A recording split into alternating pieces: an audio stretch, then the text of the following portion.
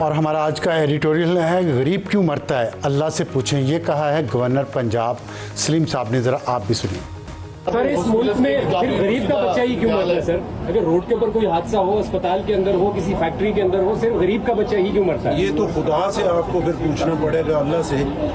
ویسے موت جو ہے وہ اللہ کی طرف سے متعین ہے، امیر بھی مرتا ہے اور غریب بھی مرتا ہے. اب وہاں پہ جو ہے وہ امیر کے بچے بھی ہوں گے، غریب کی، اس کے لیے تو اب اللہ سے مقابلہ.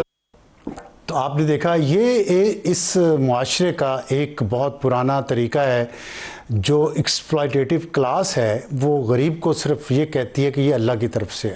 خود جو نظام کی ناکامیاں ہیں اور جو کرپشن ہے اس کی وجہ سے جو مسائل پیدا ہوئے ہیں، اس سے جو موت ہوتی ہے اس کو اللہ کی طرف موڑ دیا جاتا ہے کہ اللہ کی طرف سے موت تو ظاہر اللہ کی طرف سے آتی ہے.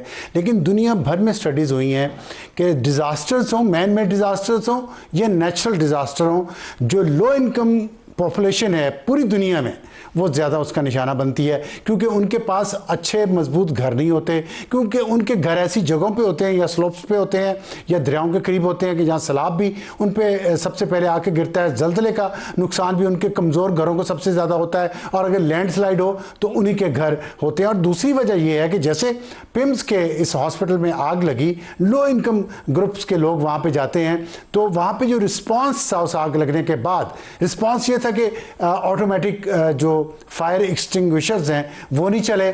فائر بریگیڈ کتنی دیر میں پہنچ کے آگے گیٹ بند تھے، رسپانس ڈیلے ہوا تو اس سے نقصان ہوا. تو یہ گورنر صاحب پاکستان کے سب سے بڑے صوبہ جس کی آبادی کہا جاتا ہے کہ دنیا کے 11ویں بڑے ملک کی جتنی ہے، اس کا گورنر یہ بات کر رہا ہے کہ آپ اپنے کرتوتوں کا بوجھ اللہ تعالیٰ کے کھاتے میں ڈال رہے ہیں، نعوذ باللہ.